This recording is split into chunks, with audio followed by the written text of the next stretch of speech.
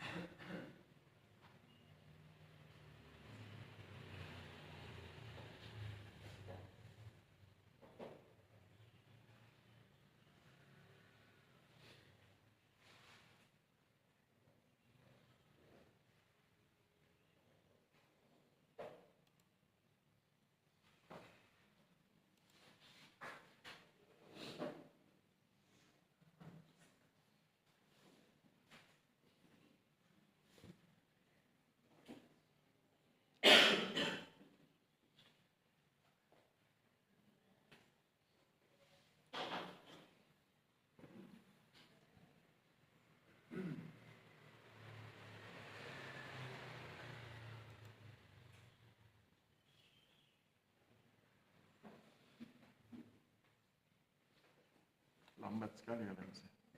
Tadi yang kuliah pertama lancar. Oh, tadi belum kuliah.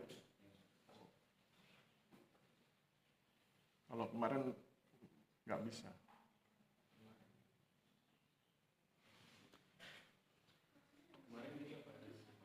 Jam berapa? Kemarin saya pakai kertas. Oh, jam 12-an. Oh, jam. Oke.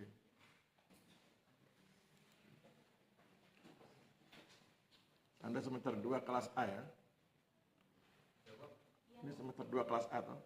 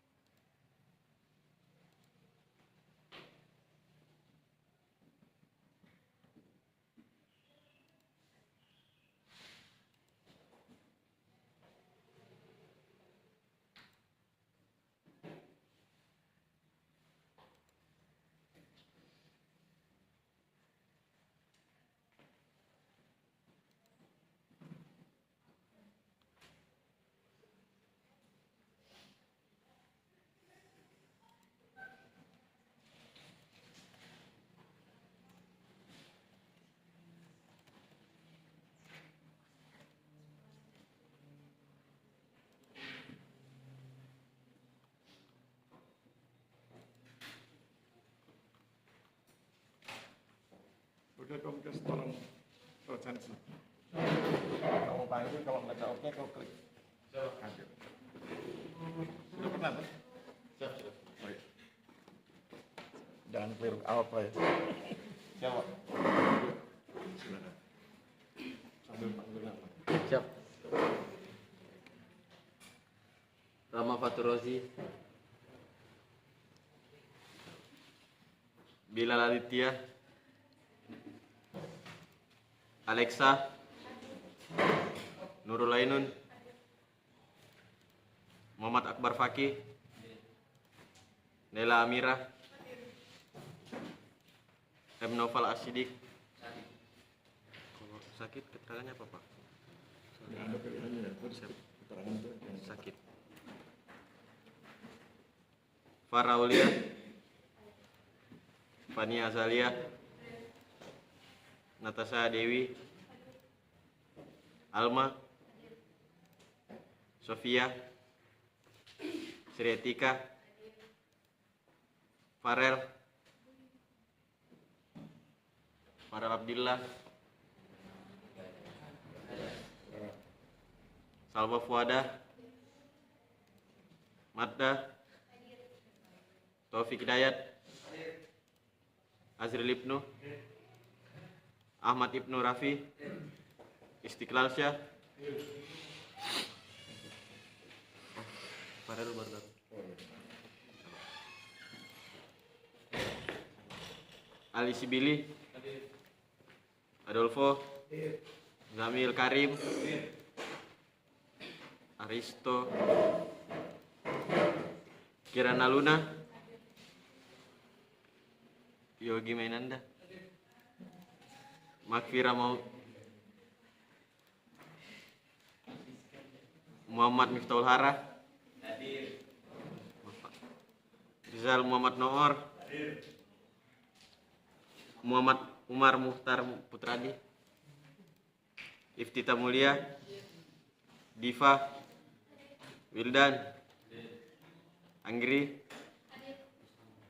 Neila, Indah, Iputu Krisna, Aldi, Nala, Denikola, Rehan.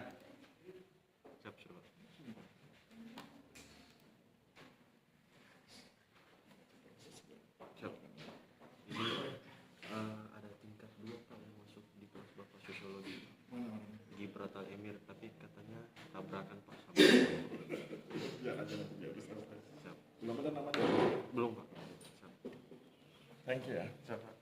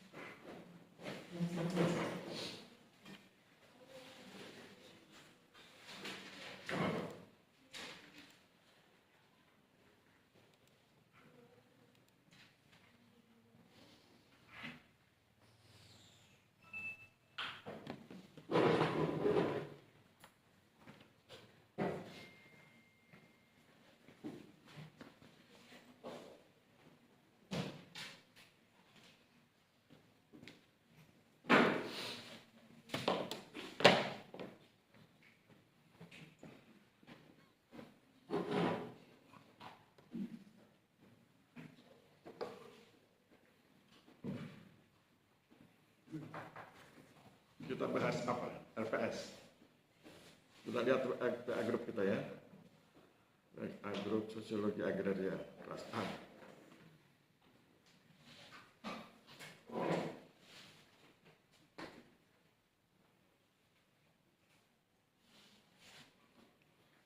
Itu RPS-nya banyak sekali. Kalau harus dibacakan setengah mati bacanya ya. Yang penting itu materi yang akan kita bahas. Jadi, nanti Anda baca sendiri. Terus kemudian seperti yang tadi saya bilang, nanti materi itu masuk ke dalam perdebatan kita dan masuk ke dalam materi yang saya presentasikan. Gitu ya. Oke, kita kan belum kenalan ya. Nama saya Aristiono Nugroho, udah tahu ya. Kemudian saya ingin tanya kepada Anda. Silahkan perwakilan. Kalau ada yang pengen menjawab, silahkan angkat tangan ya. Siapa di antara Anda yang setuju penggunaan AI? Setuju dulu. Yang setuju penggunaan AI dalam proses belajar. Angkat tangan, kemudian, perwakilan satu ya, yang depan. Berdiri mas. Ya. Apa alasannya? Apa alasannya Anda setuju? Karena AI bisa mempermudah proses pembelajaran. AI bisa mempermudah proses pembelajaran. Oke, terima kasih. Siapa yang tidak setuju? Wah, nggak ada. Oke, berarti sekarang Anda semua setuju ya? Saya sepakat. Saya setuju dengan Anda ya. AI membantu kita dalam belajar. Kalau ada orang yang bilang AI itu membuat Anda tidak belajar, keliru. Justru AI itu membantu Anda belajar. Zaman saya dulu, kalau saya ingin mengetahui sesuatu, saya harus gerilya itu. Ke UGM, ke kampus-kampus lain, UII. Misalnya saya ingin mengetahui tentang sosiologi agraria, saya ke kampus-kampus lain. Dan itu kan melelahkan. Sekarang Anda kan tinggal satu klik, sudah dapat ya. Sekarang pertanyaan berikut. AI itu kan banyak ya, yang saya tahu ada DeepSeek, ada ChatGPT, ada Meta, ada Gemini. Gemini punyanya Google, Meta punyanya WhatsApp, kemudian DeepSeek punya Cina, saya lupa nama perusahaan induknya, ChatGPT punya perusahaan sendiri. Sekarang saya ingin inventarisir, siapa di antara Anda yang menggunakan Meta? Oh, nggak ada. Nggak ngetop ya. Siapa yang menggunakan DeepSeek? Lebih nggak ngetop lagi. Siapa yang menggunakan ChatGPT? Lumayan banyak. Oke, siapa yang menggunakan Gemini? Lumayan. Berarti ChatGPT dengan Gemini lumayan banyak.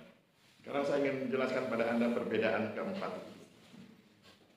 Meta, kemudian DeepSeek dan ChatGPT bekerja berdasarkan servernya.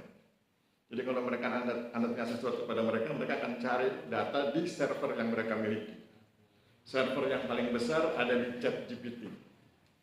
Kemudian nomor 2-nya Meta, nomor 3-nya DeepSeek. Kenapa? Karena ada boykot teknologi dari Amerika kepada Cina ya.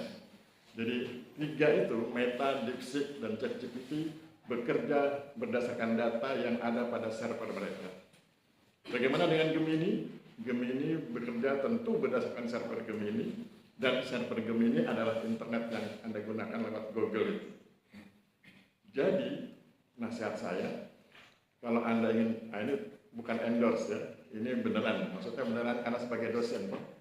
Jadi kalau Anda ingin mengetahui artikel jurnal internasional Aristiono Nugroho yang terbaru, Anda lebih cepat mengambil datanya lewat Gemini, karena Gemini langsung online ke internet, dan kemudian dia langsung tampilkan ke Anda, ini loh, naskah artikel jurnal internasional Aristiono Nugroho terbaru. Ya, itu. Oke, sekarang mari kita mainkan. Kita kan belum kenalan. Sekarang mana yang lebih hebat, Gemini atau Anda yang lebih dulu kenal saya? Ya. Sekarang buka Gemini Anda. Mainkan HP Anda, buka Gemini, kemudian tulis. Tulisnya adalah, tolong jelaskan. Ini orang bilang prompt ya, belajar tentang prompt. Tolong jelaskan siapa Aristiono Nugroho. Jangan salah menyebut nama Aristiono Nugroho ya. Kalau salah orang lain nanti yang muncul. Tolong jelaskan siapa Aristiono Nugroho. ARISTIONO Nugroho. Tolong jelaskan siapa Aristiono Nugroho dan bagaimana pandangannya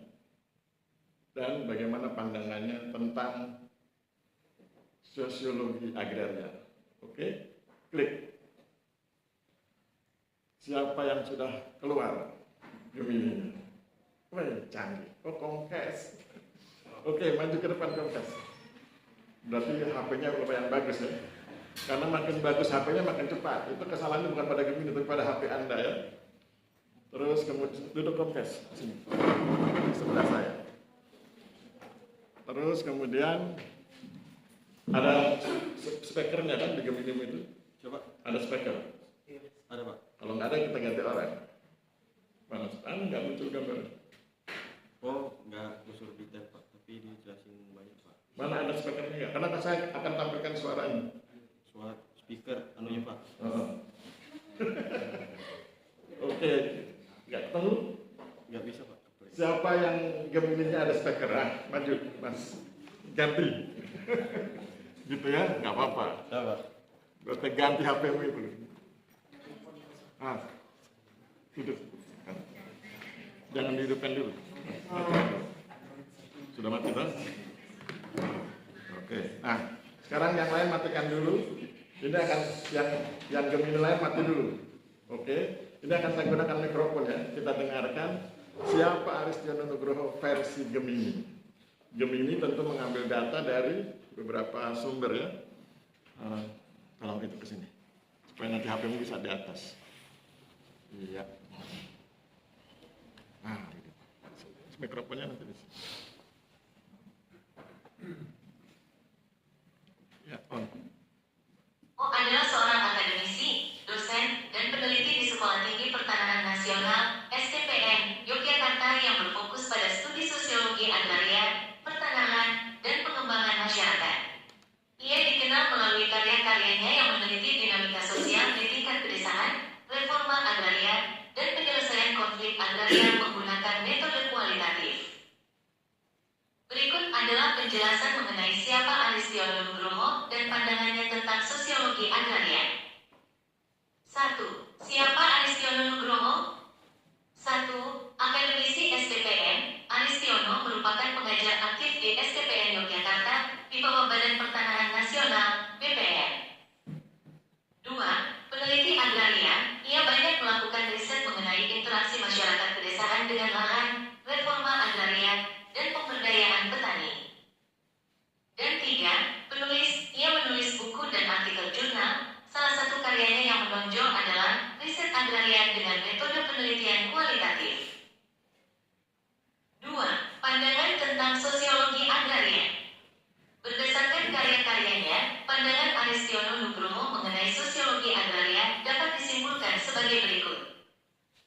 1. Pentingnya konteks lokal dalam reforma agraria. Aristiono menekankan bahwa land reform, penataan ulang penguasaan tanah, tidak bisa hanya sekadar membagi tanah, tetapi harus memperhatikan dinamika lokal, sejarah penguasaan tanah di tingkat desa, dan kelangsungan hidup petani, livelihood. 2. Riset kualitatif untuk fenomena agraria. Ia mendorong pendekatan penelitian kualitatif untuk memahami konflik agraria dan perilaku sosial masyarakat. Menurutnya, riset harus mampu menangkap gejala sosial di lokasi penelitian, bukan sekadar angka. 3. Resiprositas dalam akses reform. Dalam pelaksanaan reforma agraria, khususnya akses reform, pemberdayaan pemanfaatan tanah, ia menyoroti perlunya hubungan timbal balik, resiprositas, antara pemerintah, masyarakat, dan pihak swasta. Ia juga mengidentifikasi kendala seperti rumitnya koordinasi dan ketidaksetaraan kekuasaan antara pihak terkait.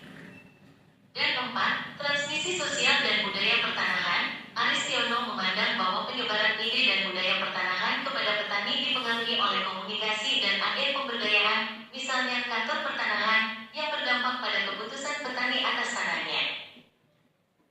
Secara keseluruhan, pandangan Aristiono Nugroho menekankan bahwa sosiologi agraria adalah alat untuk memahami pertanahan bukan sekadar sebagai aset fisik, melainkan sebagai bagian dari struktur sosial, kebudayaan, dan penghidupan masyarakat pedesaan. Habis. Oke. Sekarang giliran kamu. Apa pendapatmu tentang Aristiono dari hasil Gemini? Saya masukkan YouTube nanti biar orang tahu. Nyesel nggak dia sekolah di Indonesia ya? Kalau menurut saya sendiri, Pak Aristiono Nugroho ini sebagai penulis buku atau peneliti sosiologi agraria yang langsung terjun ke pedesaan, yang meneliti aktivitas sosial, hubungan antara agraria dan masyarakat. Namamu siapa? Muhammad Maulana Panggilannya? Hara. Ya. Terima kasih Hara ya. Aplaus buat Hara. Kemudian klik hara. Apa yang Gemini ketahui tentang hara itu? Hara adalah unsur yang ada di dalam tanah gitu ya. Unsur hara. Oke, silakan kembali ke tempat. Terima kasih ya. Jadi kalau Anda perhatikan pernyataan Gemini tadi itu, kalau bicara tentang sosiologi agraria itu sebetulnya Anda bicara tentang bagaimana sebuah ilmu berusaha untuk memberi manfaat pada masyarakat. Kalau tentang definisi Anda tanya AI ya. Definisi sosiologi agraria tanya AI. Yang saya cerita yang dirasakan ya. Kan AI nggak bisa merasakan, dia hanya bisa berlogika.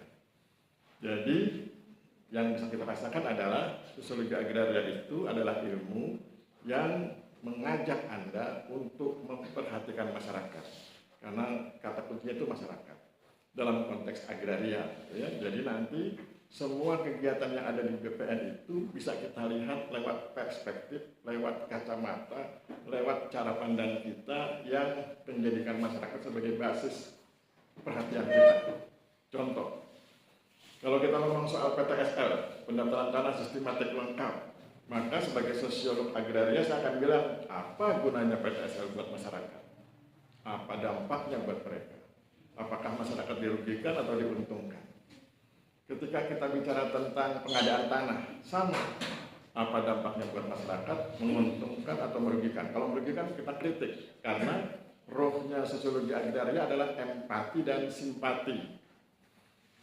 Empati itu kita sebagai sosiolog agraria, Anda sebagai orang yang sedang belajar sosiologi agraria, Anda diminta untuk turut merasakan apa yang dirasakan oleh masyarakat. Jadi kalau Anda bicara tentang masyarakat yang sedang berkonflik begitu, maka Anda diminta untuk turut merasakan bagaimana sulitnya kehidupan seseorang yang punya sengketa tanah sejak tahun sekian sampai tahun sekian. Itu namanya empati. Turut merasakan. Bagaimana bisa merasakan? Nanti ada sekian banyak teori yang akan membantu Anda untuk turut merasakan itu. Dan itu nanti diperdebatkan di pertemuan-pertemuan berikut. Dan berikutnya sesudah ada empati, Anda akan diminta bersimpati. Kalau empati itu turut merasakan, kalau simpati itu peduli. Apa yang bisa Anda kerjakan, apa yang bisa Anda lakukan ketika Anda berempati pada mereka. Apa yang bisa Anda kerjakan, apa yang bisa Anda lakukan ketika Anda sudah merasakan yang mereka lakukan, yang mereka hadapi, namanya empati. Dan sekarang Anda peduli, simpati itu peduli. Anda peduli dengan mereka. Dalam konteks mahasiswa, maka biasanya mahasiswa saya mewujudkannya dengan cara menulis skripsi. Jadi nanti mahasiswa saya sebagian besar menulis skripsi yang berisi pembelaan dia terhadap masyarakat. Isunya bisa macam-macam. Bisa pendaftaran tanah, bisa pengadaan tanah, bisa penggunaan tanah, bisa konflik agraria, terserah apapun yang dia tulis, tapi dalam skripsinya dia selalu berusaha untuk membela masyarakat. Oleh sebab itu, di sosiologi agraria disediakan 3 paradigma. Ya, paradigma itu cara pandang global. Jadi cara pandang yang paling besar namanya paradigma. Nanti di bawahnya paradigma ada teori, cara pandang yang lebih khusus. Kemudian nanti ada lagi konsep. Ya, jadi paradigma, teori, dan konsep. Di dalam paradigma ada sekian banyak teori. Di dalam teori ada konsep. Nah, itu konsep itu nanti kita lihat di lapangan. Contoh, ada 3 paradigma ya. Paradigma fakta sosial, paradigma perilaku sosial, dan paradigma definisi sosial. Paradigma fakta sosial itu melihat segala sesuatu sebagai sebuah fakta. Oh, di sana ada kemiskinan, itu faktanya, jangan disembunyikan. Tapi kan cuma 5%, walaupun 5% itu nyawa orang. Kita tidak terpaku oleh angka 95 dengan 5 ya. Meskipun 5% itu nyawa orang. Meskipun cuma 5%, dia menderita itu. Ada sekian banyak keluarga, mungkin kalau ada 100, misalnya ada 100 kakak dalam satu desa, maka 5% kan 5 kepala keluarga. Kalau satu keluarga itu adalah catur warga, ayah, ibu, 2 anak, 4. 4 kali 5 sudah ada 20 nyawa yang harus kita perhatikan. Itu namanya empati dan simpati. Kita merasakan dan kita peduli. Ya. Jadi itulah. Paradigma fakta sosial bilang begitu, itu fakta. Kemudian kita bergeser ke paradigma perilaku sosial. Bahwa ada kemiskinan sebagai sebuah fakta lewat paradigma fakta sosial, itu adalah dampak dari perilaku. Ya, segala sesuatu itu dampak dari perilaku. Makanya disebut sebagai paradigma perilaku sosial. Kita melihat segala sesuatu sebagai dampak dari perilaku. Miskin ini dampak dari perilaku. Ketika saya menyebut dampak dari perilaku, ada dua cabang yang harus kita perhatikan. Cabang pertama, perilaku negara. Perilaku negara. Yang cabang kedua, perilaku masyarakat atau yang bersangkutan. Perilaku negara. Seringkali ada negara yang pengambilan kebijakannya, keputusannya, penerapannya, kegiatan pentingnya justru memiskinkan masyarakat. Saya ulang ya. Ketika bicara tentang perilaku, ada perilaku negara yang kebijakan, keputusan, dan implementasi kebijakannya justru memiskinkan masyarakat. Contoh, ini contoh ya. Misalnya ada sebuah keluarga yang damai sejahtera gitu ya, dia punya sawah, ya tidak terlalu luas, tapi dari sawah itu dia bisa hidup nyaman, makanan minum terpenuhi, anak bisa sekolah. Tiba-tiba terkena proyek. Oke, pembangunan jalan tol. Tanahnya kemudian diambil oleh pemerintah tentu dengan memberi ganti rugi. Tentu tidak salah ya, diberi ganti rugi. Dengan ganti rugi yang layak begitu ya, dan yang bersangkutan setuju. Oke. Dan kemudian yang bersangkutan menerima uang ganti rugi, kemudian dia pindah ke tempat yang lain. Permasalahannya muncul di mana?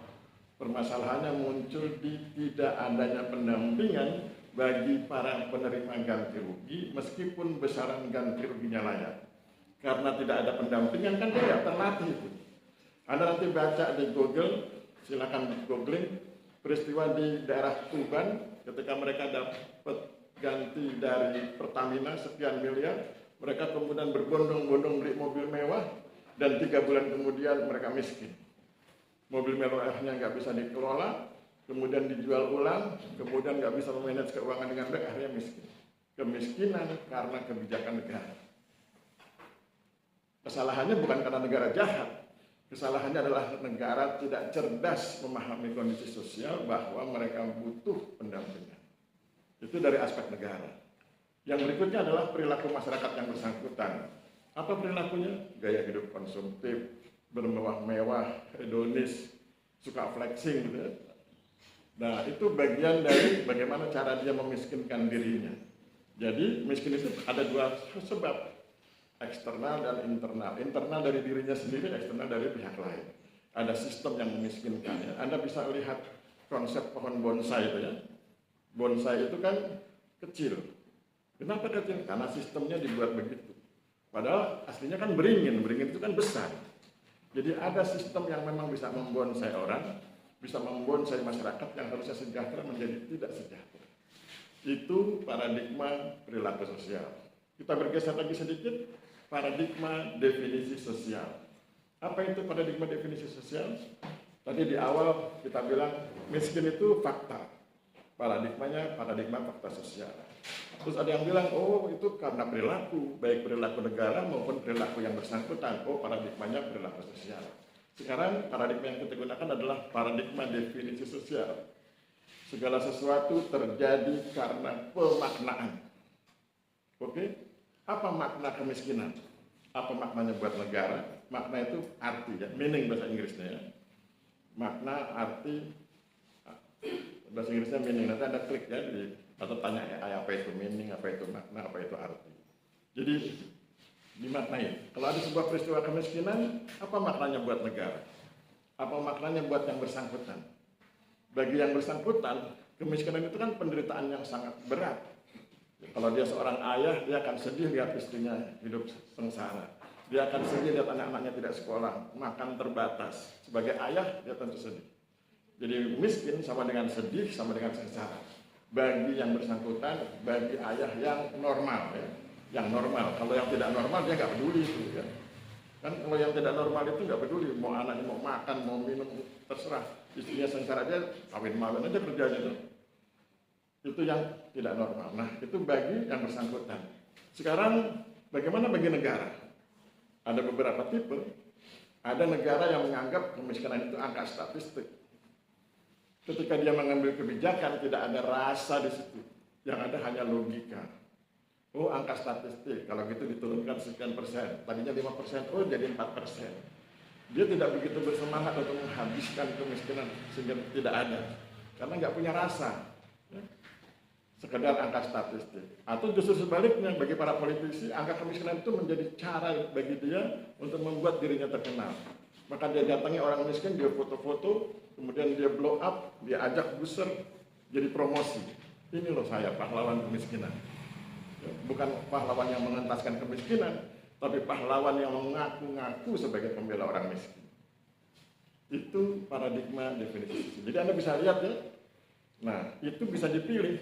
Nah, sosiologi itu kan ilmu sosial. Ilmu sosial itu relatif. Apa artinya relatif? Bagi kami para sosiolog, kebenaran itu relatif, kecuali kebenaran Tuhan. Jadi kami para sosiolog berdebat sangat serius ketika bicara tentang yang nuansanya bukan rohani ya. Begitu Anda ajak risk, yuk kita debat soal kitab suci, nggak berani saya.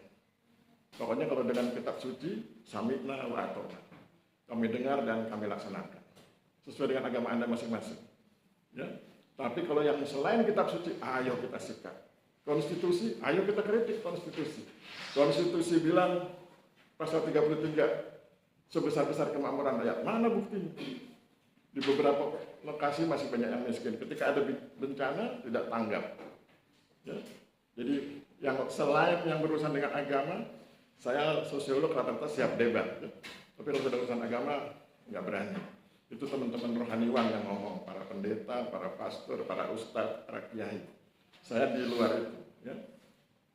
Jadi begitu. Ya. Jadi Anda harus paham sebagai sosiolog, maka kebenaran itu relatif. Benar menurut saya belum tentu benar menurut Anda.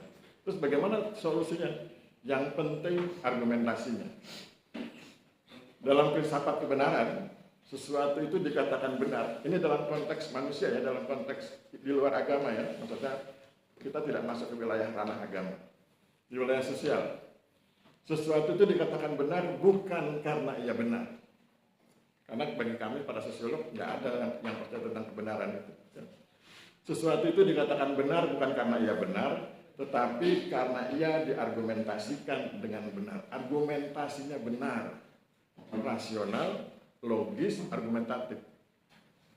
Ya. Oleh sebab itu saya minta Anda, karena kita sudah ketemu di sosiologi agraria, kita sudah belajar sosiologi agraria, saya ingin Anda menjadi mahasiswa yang rasional, logis, dan argumentatif. Apa maksudnya? Anda rasional. Rasional itu artinya Anda bisa berdiskusi tentang hal-hal yang mampu ditangkap indera. Itu namanya fenomena. Ya. Nanti di luar fenomena itu ada namanya numena. Numena itu yang di luar indera.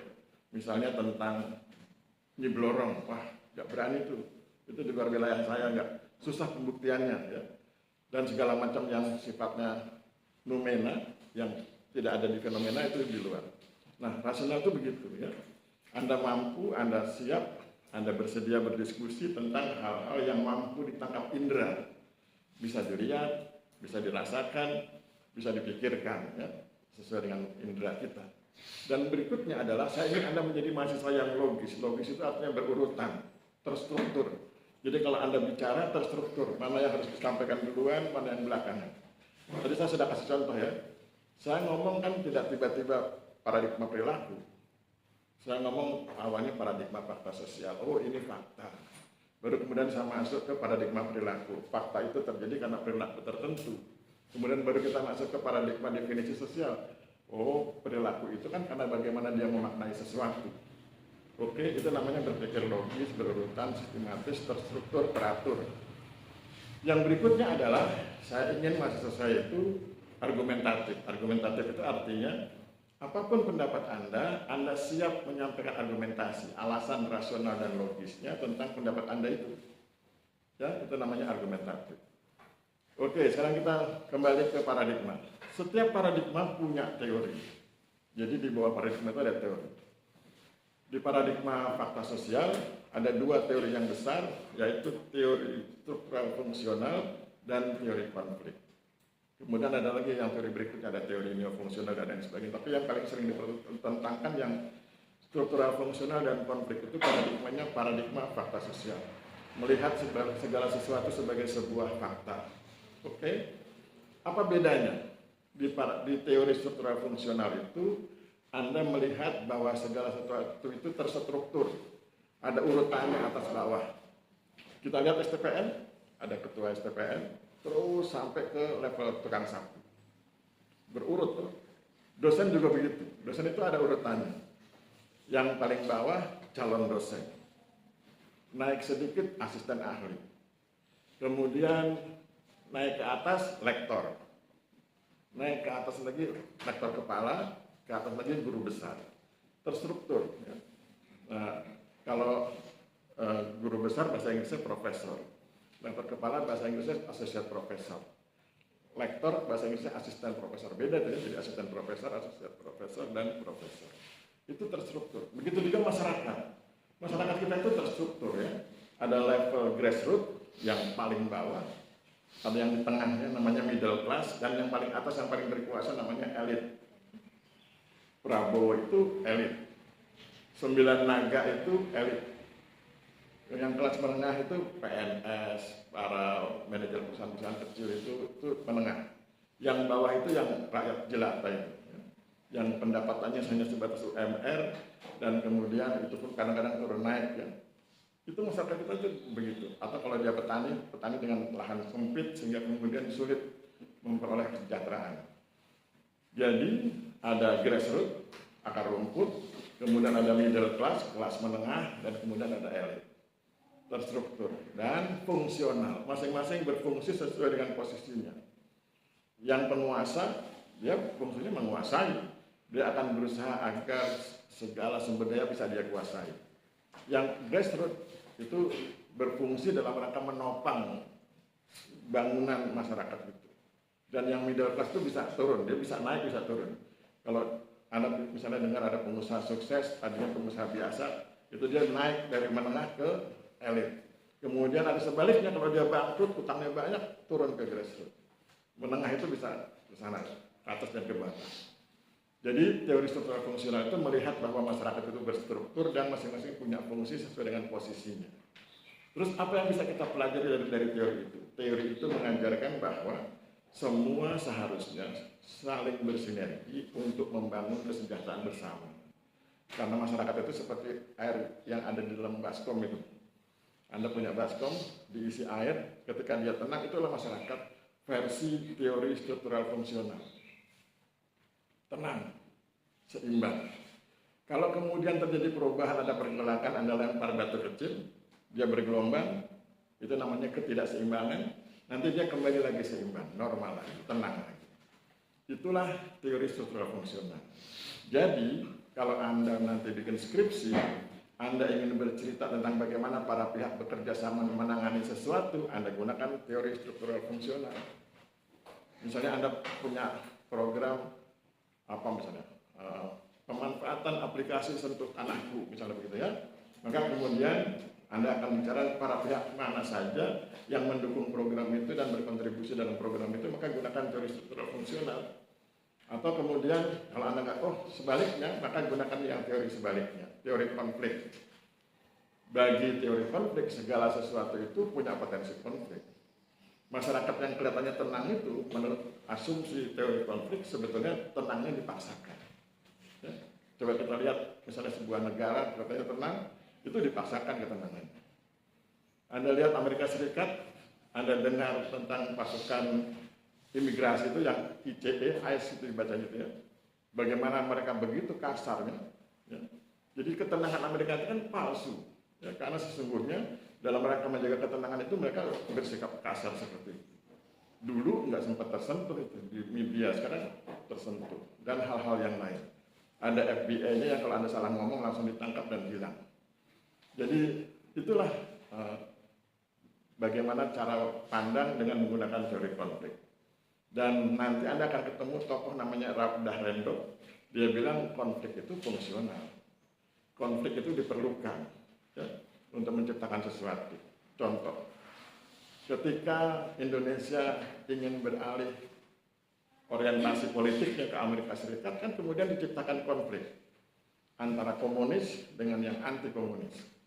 Komunisnya kemudian kalah, yang anti komunis menang, dan begitu anti komunis menang mereka bilang saya tidak lagi ke Soviet loh, saya tidak lagi ke Cina, saya tidak lagi bikin poros Pyongyang, sekarang saya masuk ke porosnya Amerika Serikat.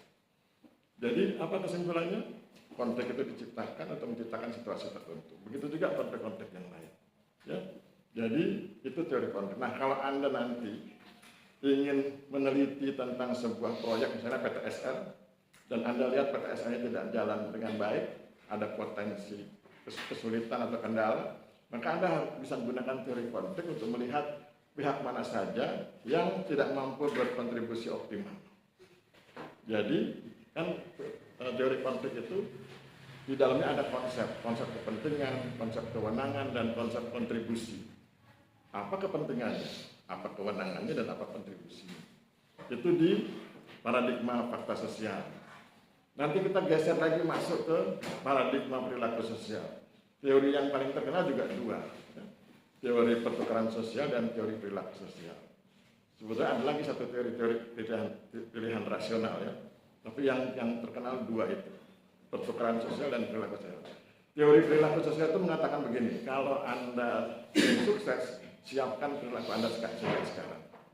Ada orang sering istilahnya personal branding ya, merek personal. Jadi kalau nanti Anda melamar pekerjaan di sebuah instansi atau di sebuah kantor swasta, Human Resources Development itu HRD-nya itu ngomong sama Anda itu sekedar formalitas. Karena nanti dia akan lacak itu, dia akan tanya WA dia akan tanya misalnya Anda main di mana, dia akan cek YouTube-nya, Facebook-nya, dan segala macam. Dilacak itu kalau sudah dapat, itu sekedar formalitas. Oleh sebab itu menjadi penting buat Anda sejak sekarang, sejak semester 2, bangun personal branding. Kalau Anda main Facebook, atur agar penampilan Anda tidak ekstrim ya, dan seterusnya.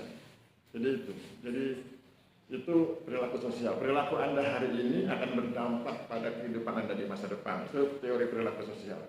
Kalau hari ini Anda cuek bebek dengan pengetahuan, maka nanti ketika skripsi dosennya cuek bebek dengan Anda. Karena Anda nggak menguasai apa-apa. Metodologinya nggak bisa, nyusun teori nggak bisa, rumusan masalah nggak bisa. Ya, jadi perilaku Anda hari ini menentukan kondisi Anda masa depan. Itu teori perilaku sosial. Kemudian yang berikutnya adalah teori pertukaran sosial. Perilaku sosial itu dipertukarkan. Kalau Anda berbuat kebaikan, maka yang di sana akan membalas dengan kebaikan. Contoh dalam konteks PTSR. Kalau pemerintah memberi pelayanan yang baik dalam hal pendaftaran tanah, maka masyarakat akan percaya dengan pemerintah dan ikut berpartisipasi dalam pendaftaran tanah. Begitu juga sebaliknya. Kalau masyarakat sangat antusias berpartisipasi, maka pemerintah juga antusias meningkatkan kualitas pendaftaran tanah. Jadi resiprokal, tadi saya sudah dibilang gemi gitu ya. Jadi timbal balik, itu namanya teori pertukaran sosial. Kita geser ke yang berikut, di paradigma definisi sosial. Teori yang paling terkenal dua juga, sebenarnya tiga. Teori aksi, teori fenomenologi, dan teori interaksi simbolik. Tapi yang paling terkenal dua, teori fenomenologi dan teori aksi. Teori fenomenologi itu melihat bahwa segala sesuatu itu sebuah fenomena, dan fenomena itu dibangun lewat sebuah pemaknaan, dan ketika bicara makna, maknanya itu bisa berbeda-beda. Ada makna tradisional, misalnya bicara miskin. Bagi orang-orang tradisional, miskin itu bukan sesuatu yang berat. Miskin itu kan sebetulnya adalah cara Tuhan atau cara Tuhan lah ya, menguji kita dan seterusnya. Bagi orang yang agak modern, miskin itu berat dan sebagainya. Jadi itu maknanya berbeda. Dan nanti kalau Anda belajar fenomenologi, itu nanti dari situ kemudian membangun norma. Ada norma sosial, ada norma hukum, dan lain sebagainya. Kemudian kita geser ke yang teori berikutnya, namanya teori interaksi simbolik. Segala sesuatu itu punya makna, tapi makna itu bisa berubah. Contoh, awalnya Anda bicara tentang kemiskinan, ini kan ujian dari Tuhan. Tapi itu awalnya. Tapi kemudian Anda belajar, Anda sekolah, Anda lihat orang lain, oh iya, rupanya itu memang ujian dari Tuhan, tetapi sebetulnya itu adalah peluang kita untuk memperbaiki. Lebih bersemangat untuk memperbaiki. Kemarin miskin, sekarang tidak lagi. Anda baca riwayat hidup para konglomerat kita yang 9 naga itu, sebagian besar dari 9 naga itu awalnya miskin. Ya, tapi kemudian mereka bekerja keras, bla bla bla bla, sampai kemudian jadi naga. Jangan jadi naga beneran ya, naga simbolik. Nah, itu tadi. Jadi itulah sosiologi. Nah, nanti itu yang kita perdebatkan di kelas. Nanti cara debatnya adalah, saya bilang ini isunya, pendaftaran tanah. Bagaimana pendaftaran tanah itu dilihat oleh 3 mahasiswa. Yang satu gunakan paradigma, sama-sama paradigma peta sosial misalnya. Yang satu gunakan teori struktural fungsional, yang satu gunakan teori konflik, yang satu gunakan teori neofungsional. Itu bisa beda ya. Dengan teori yang berbeda, cara pandangnya berbeda. Ya, itu yang akan kita kerjakan nanti hari-hari di pertemuan kita sampai 1 semester. Oke, itu sekedar prolog. Kalau RPS baca sendiri ya, karena banyak sekali yang harus dibacakan. Tapi yang tadi saya sampaikan adalah skimming ya, tentang teori sosiologi. Dan sekedar informasi, saya akan mengajar 3 mata kuliah di STPN. Sosiologi agraria, nanti kalau Anda masuk semester 4 ketemu lagi namanya reforma agraria. Apa itu bedanya Pak Aris? Sosiologi agraria itu ilmu untuk membela masyarakat.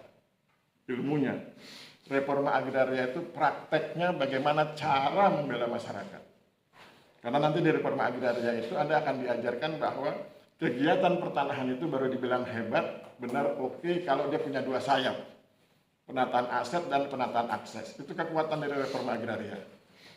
Penataan aset, masyarakat punya tanah, disertifikasi, ada jaminan kepastian hukum, kemudian sudah itu penataan akses. Mereka diberi pengetahuan cara menggunakan tanahnya dengan baik. Kalau dia petani, diajarkan cara bertani. Kalau dia penyedia jasa, diajarkan cara menyediakan jasa. Termasuk bagaimana marketing dan lain sebagainya. Itu reforma agraria. Nanti semester 5 ketemu lagi dengan saya. Yaitu di mata kuliah metodologi penelitian. Cara bikin skripsi. Ya. Oh, saya lupa satu lagi. Di semester 7 masih ketemu, jadi berarti saya 4. Di semester 7 ketemu lagi dengan saya di mata kuliah pemberdayaan masyarakat. Dan nanti di semester 8 ketemu di skripsi. Jadi pada intinya adalah, dan ini sekaligus pesan sponsor, saya minta Anda sejak bertemu dengan saya bangun empati terhadap masyarakat dan kemudian bersimpati pada masyarakat sesuai dengan kapasitas Anda. Ya, karena Anda masih mahasiswa tentu terbatas. Kalau Anda ingin bantu, bantuannya tentu terbatas. It's okay, tidak ada masalah. Sekecil apapun bantuan Anda pada masyarakat, yang penting ruhnya Anda tahu. Ya. Itulah cara kita ya. Jangan lupa, Tuhan kan bilang begitu ya, sebaik-baik manusia adalah yang paling bermanfaat. Silakan sesuai dengan kemampuan. Misalnya ada kejadian bencana, Anda cuma punya uang 1.000 ya, mungkin kasih 500 atau 200. Kalau saya beda lagi mungkin ya, karena sesuai skalanya ya. Penghasilan saya sebulan kan 15 juta ya. Itu baru gaji, belum lagi yang lain. Saya nulis buku, setiap bulan dapat royalti, dan lain sebagainya, atau proyek-proyek yang lain. Jadi, it's okay, yang penting adalah Anda harus bangun empati, Anda turut merasakan ketika masyarakat kesulitan, bangun simpati, Anda peduli, beri bantuan sesuai kemampuan, sesudah itu, bahasanya Mario Teguh, lalu perhatikan apa yang terjadi. Karena Tuhan itu tidak pernah abai ya. Kalau bahasa orang Jawa, Gusti Pangeran ora pernah sare. Tuhan itu tidak pernah tidur, dia selalu lihat-lihat kita dan dia nanti akan berikan hadiah pada Anda, bukan cuma di akhirat, di dunia juga begitu. Kalau sekarang Anda pandai membangun silaturahmi, bahasa manajemennya networking, maka nanti rezeki Anda dibangun lewat silaturahmi itu, lewat networking itu ya. Oke, sebelum kita bubar, siapa di antara Anda yang ingin bertanya? Pengalaman saya tidak ada yang ingin bertanya, karena biasanya mahasiswa sudah ingin cepat selesai, kemudian kalau tidak puasa ke kantin, kalau puasa mungkin berdoa. Ya. Nggak ada? Oke, nggak ada ya. Nah, nasihat berikut. Pertemuan kedua, kursi depan harus diisi. Bagi Anda yang duduknya di belakang, ketika ada kursi depan kosong, akan perintahkan Anda ke depan. Apa gunanya? Membangun percaya diri. Saya kan alumni ya. Saya alumni STPN angkatan pertama. Ya. Saya ingin Anda punya kemampuan percaya diri. Saya dulu sejak kuliah sudah percaya diri. Jadi dulu kerja saya itu berdebat dengan dosen. Jadi misalnya dosen ngajar mata kuliah X begitu, dia gunakan buku apa, kemudian saya main ke UGM. saya cari buku yang bertentangan dengan buku sang dosen. Maka kemudian di kelas kita debat, dan dosen STPN happy tuh. Sampai kemudian satu saat dia bilang begini, kamu suatu saat jadi dosen, sehingga kamu bisa merasakan perdebatan itu. Begitu akhirnya mungkin seperti orang dikutuk ya, jadi dosen. Nah, saya tidak pernah gentar dengan Anda dalam berdebat. Silakan gunakan AI dan sebagainya, nanti kita debat, kita diskusi. Ya. Debat itu kan sesuatu yang menarik dalam konteks akademik ya. Anda nggak boleh debat kalau sedang dinasihati oleh ibu Anda. Anda nggak boleh debat kalau sedang sholat. Tapi di kelas debat, gitu ya. Oke, saya akhiri. Terima kasih. Sampai ketemu minggu depan. Kemudian tolong perhatikan WA. Nanti tugasnya akan saya sampaikan lewat WA. Saya akhiri. Wabillahi taufiq wal hidayah. Wassalamualaikum warahmatullahi wabarakatuh. Salam sejahtera buat kita semua. Terima kasih dan selamat siang. Siap, STPN Jaya.